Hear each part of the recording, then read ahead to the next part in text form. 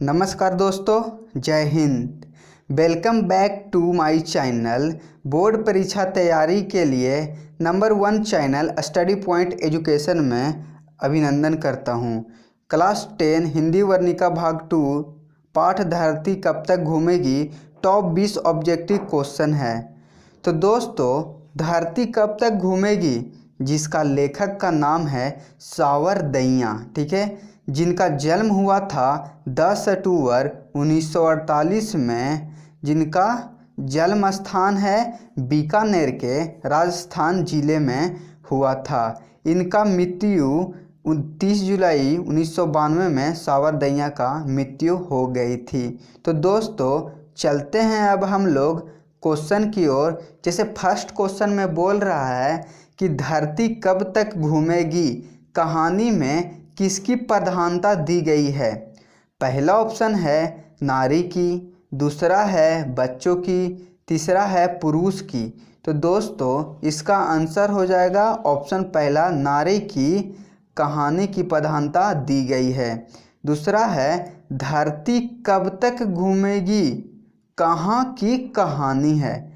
तो पहला है बिहार की, दूसरा है राजस्थान की और तीसरा है गुजरात की। तो दोस्तों, इसका जो राइट आंसर है आपका ऑप्शन नंबर दूसरा, राजस्थान की यह कहानी है। तीसरा क्वेश्चन है दोस्तों कि धरती कब तक घूमेगी, इस कहानी का मुख्य पात्र कौन है।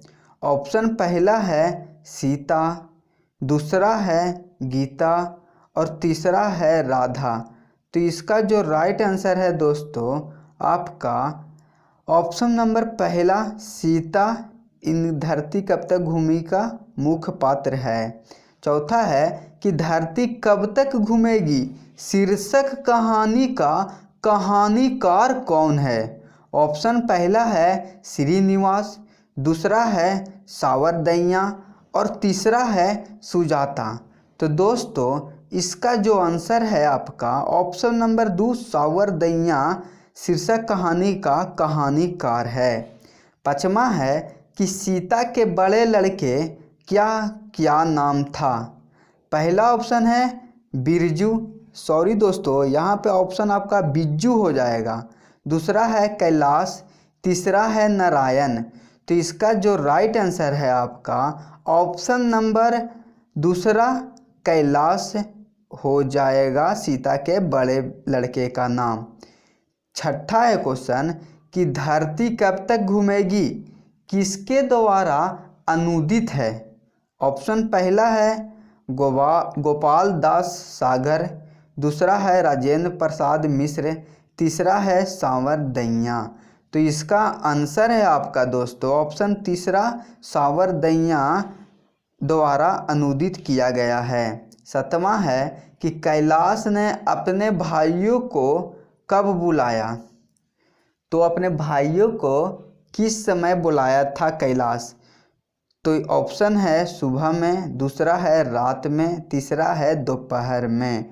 तो इसका जो आंसर है दोस्तों आपका ऑप्शन पहला, सुबह में कैलाश ने अपने भाइयों को बुलाया था।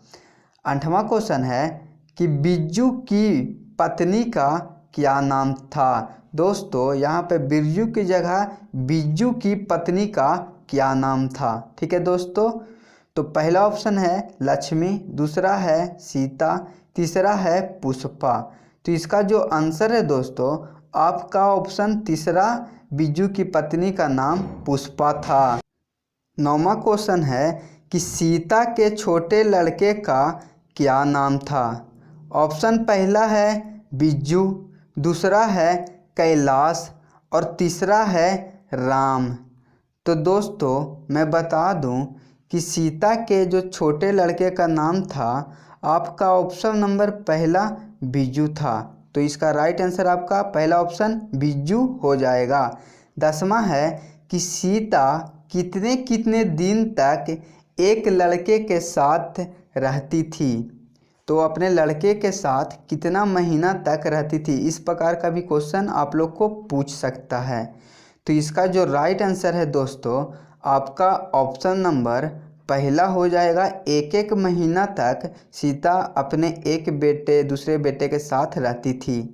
11 क्वेश्चन है कि सीता के अनुसार सिकुड़ क्या गए थे। तो दोस्तों उसका जो था घर था उसका मकान जो बहुत ही स्थिति खराब हो चुकी थी, तो उसको लगता था कि उसका घर है जो उसको माथा टेंशन दे ले है।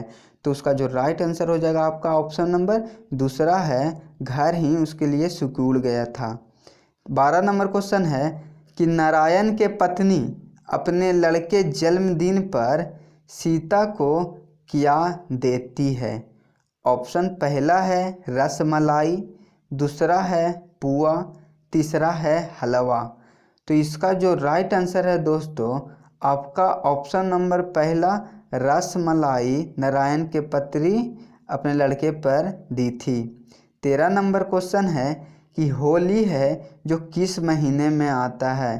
तो दोस्तों ये तो बहुत ही सिंपल क्वेश्चन है, क्योंकि सभी लोग अधिकतर स्टूडेंट जानते होंगे कि होली है जो फागुन महीने में होली मनाया जाता है। तो दोस्तों इसका जो राइट आंसर है आपका ऑप्शन नंबर पहला, होली फागुन के महीने में मनाया जाता है। 14 नंबर क्वेश्चन है कि नारायण के जो पत्नी था उसका क्या नाम था। पहला ऑप्शन है भवरी, दूसरा है लक्ष्मी और तीसरा ऑप्शन है सीता। तो दोस्तों इसका जो आपका राइट आंसर हो जाएगा ऑप्शन नंबर पहला हो जाएगा, भवरी नारायण के पत्नी के नाम था। 15 नंबर क्वेश्चन है कि सीता अपने को क्या मानती थी।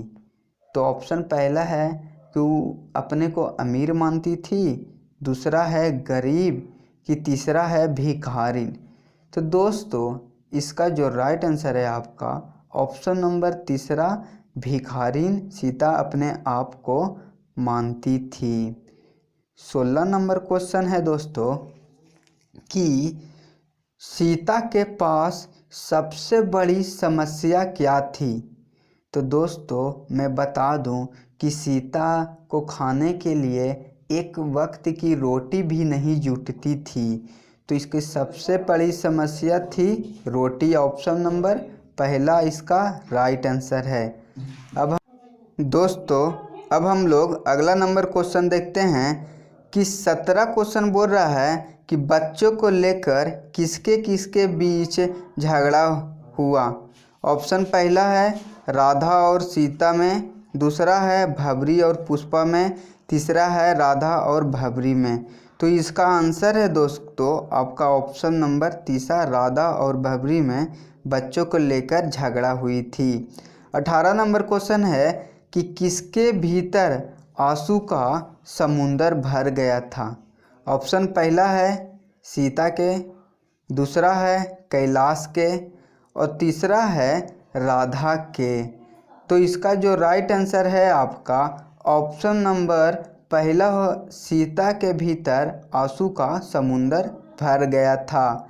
19 नंबर क्वेश्चन है कि सीता के सबसे छोटे लड़के का क्या नाम था।